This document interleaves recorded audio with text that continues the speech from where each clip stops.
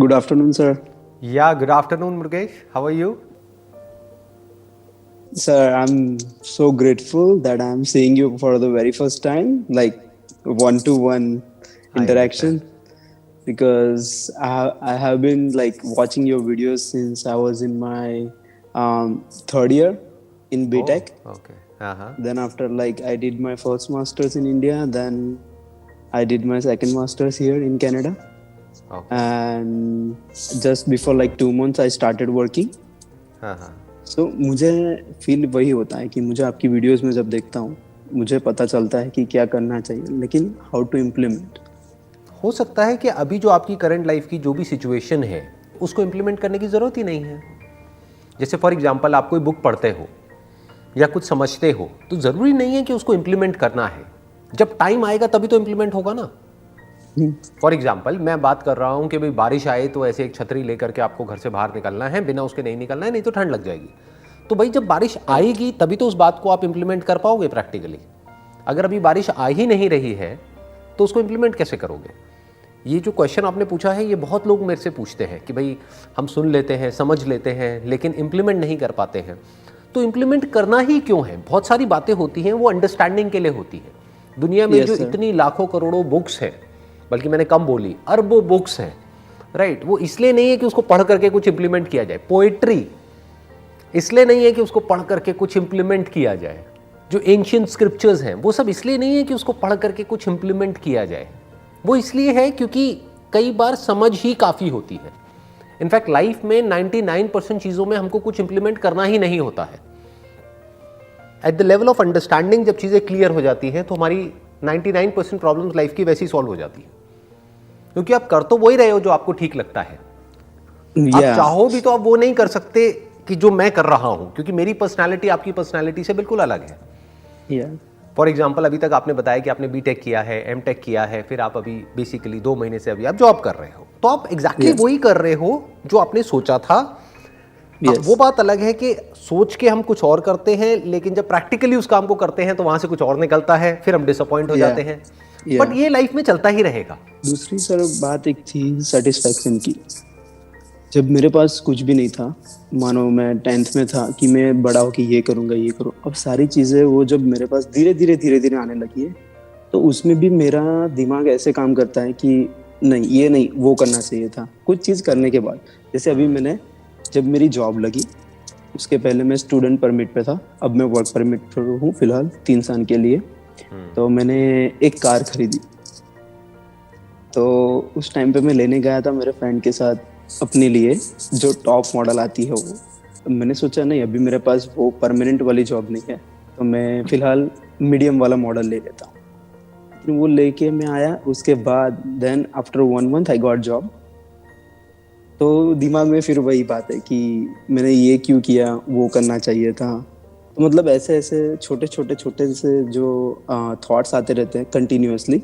और आपने एक वीडियो में बोला कि आपके पास एक स्विच है, so I tried that but for me it's like I can not follow that, I can not implement.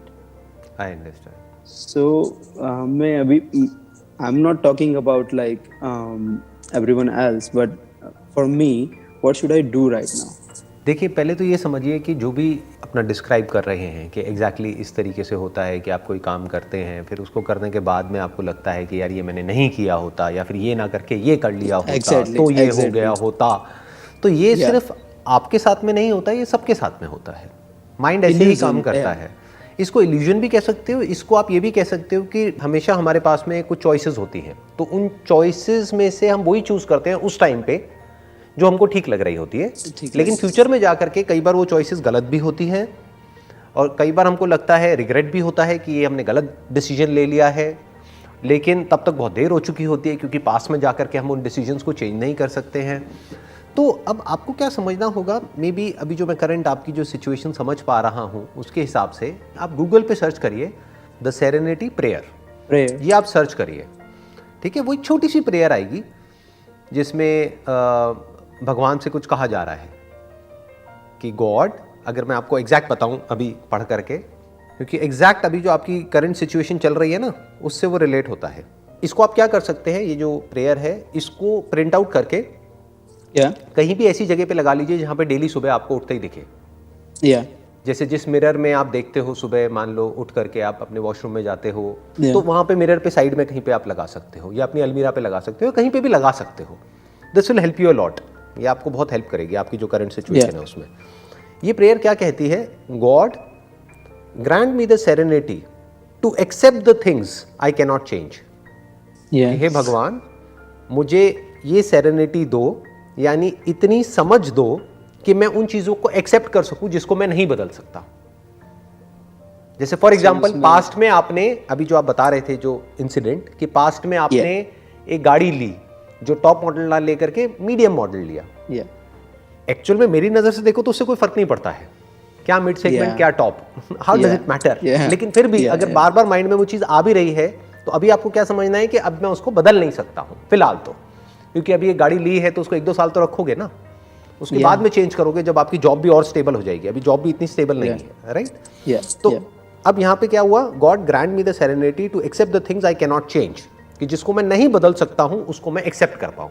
Sometimes होता है कि आप जिन लोगों के साथ रह रहे हो या फिर काम कर रहे हो या फिर पढ़ाई जिन लोगों के साथ कर रहे हो, आपको पता है कि वो लोग जब उनकी जो डिमांड्स है या फिर उनका जो मूड है उसके अकॉर्डिंगली एक्ट करते हैं आपके साथ, वो अच्छे हैं। अगर उनको ऐसा लगता है कि आपके पास से उनको कुछ हेल्प की ज़रूरत है या फिर कुछ है, तभी वो आपके साथ अच्छे हैं। तो आपने सपोज उनकी हेल्प कर दी या फिर कुछ भी उनके साथ बातें कर ली, फिर सडनली उनके बिहेवियर में अनप्रिडिक्टेबल चेंज आता है। तो दिमाग इतना सेंसिटिव हो जाता है उस टाइम पे कि आप जॉब कर रहे हो या पढ़ाई कर रहे हो, उस टाइम पे भी आप उनके बारे में ही सोच रहे हो, चाहे वो रिलेटिव्स हो, फ्रेंड्स हो। अभी आपने जो बात करी कि भाई आपके कोई फ्रेंड्स हैं या कलीग्स हैं, राइट? फ्रेंड्स कहाँ होते हैं? आप जब कॉलेज में थे वहाँ पर कुछ फ्रेंड्स थे। हाँ। कलीग्स कहाँ पर हैं? जहाँ पर अभी आप काम कर रहे हो ऑफिस में, वहाँ पर कुछ कलीग्स हैं, कुछ सीनियर्स हैं, कुछ जूनियर्स हैं, कुछ सेम लेवल हाउसमेट्स या हाँ रूममेट्स हो गए जिनके साथ में आप रह रहे हो। तो बेसिकली क्या होता है, उनके बिहेवियर में चेंजेस आते हैं। क्या इसको आप कंट्रोल कर सकते हो या नहीं कर सकते हो? अभी जो मैंने जिस प्रेयर की बात करी, ये किस सेगमेंट में आता है? यू कैन नॉट कंट्रोल कि सामने वाला कैसे बिहेव करे, you can not control, right? तो आपको क्या करना है, ऐसी सिचुएशंस में एक्सेप्ट कर लेना है कि सामने वाले के बिहेवियर में चेंजेस आ रहे हैं। दोस्तियां बनती हैं, मिट जाती हैं, यही तो लाइफ है। रिलेशनशिप्स बनती हैं, मिट जाती हैं, कुछ है जो पहले से अच्छी हो जाती है टाइम के साथ साथ, कुछ है जो बुरी हो जाती है, कुछ है जो न्यूट्रल मोड में आ जाती है। ये सब अनप्रेडिक्टेबल है। तो ये प्रेयर जो है, इसको ध्यान से समझो आप। ये प्रेयर क्या कहती है कि God grant me the serenity to accept the things I can not change, कि जिसको मैं नहीं बदल सकता उसको मैं एक्सेप्ट कर पाऊं। Number 2, courage to change the things I can and wisdom to know the difference. यही तो लोगों को नहीं पता है। जिसको नहीं बदल सकते उसको बदलना चाहते हैं, जिसको बदल सकते हैं उसको बदलते नहीं हैं। इन दोनों के बीच के फर्क को अगर आप समझ पाते हो लाइफ में, तो बहुत आगे जाओगे। लाइफ में एक बैलेंस क्रिएट हो जाएगा। इसी को एक बैलेंस लाइफ बोलते हैं।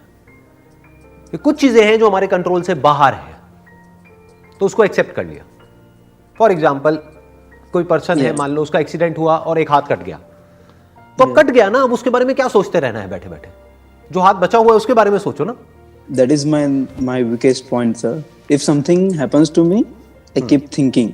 ये सिर्फ आपके साथ नहीं है। Don't say that this is my weakest point, this is the weakest point of the mind.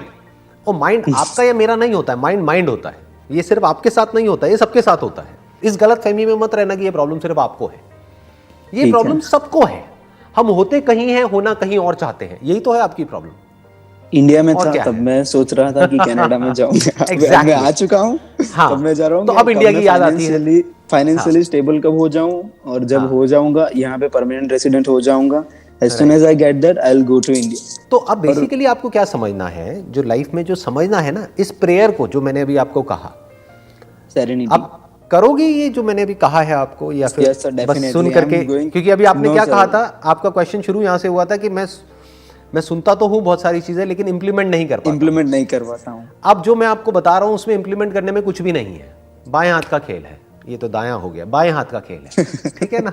हाँ, तो बहुत ही आसान है। कुछ नहीं करना है, एक प्रिंट आउट निकालना है और उसको कहीं पे चिपका देना है, और डेली उस प्रेयर को पढ़ना है।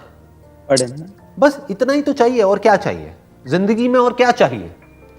पूरी जिंदगी का जो एसेंस है वो इस प्रेयर के अंदर समअप हो गया है एक तरीके से, कि जो चीजें आप नहीं बदल सकते उसको आप एक्सेप्ट कर लो, और जो बदल सकते हो उसको बदलने में अपनी पूरी ताकत झोंक दो, पूरी जान लगा दो।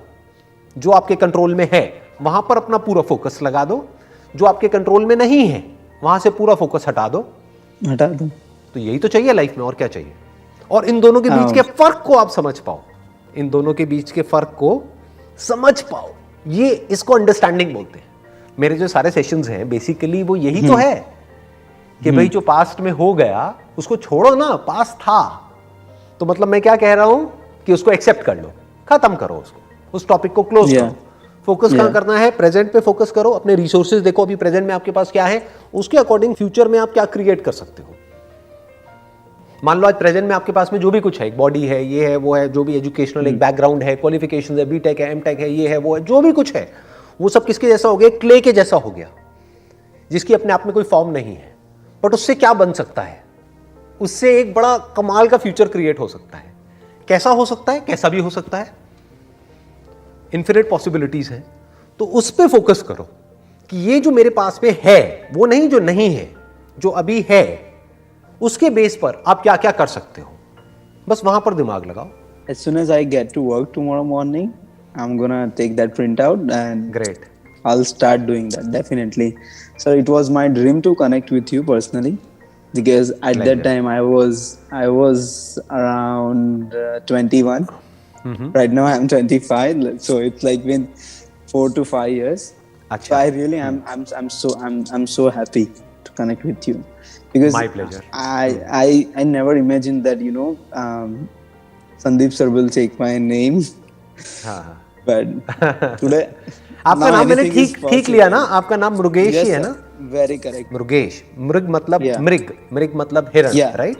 हिरण, yeah. और एश मतलब जो उनका किंग है, राजा, हाँ, राजा, king, whatever. Yeah. हाँ, the god of deers, right? Yeah, तो yeah. अब हिरण के बारे में एक बड़ी अच्छी बात है जो आपको शायद पता होगी कि हिरण के अंदर कस्तूरी होती है, राइट? ये सुना है आपने? Yeah. इसके बारे में सुना है ना?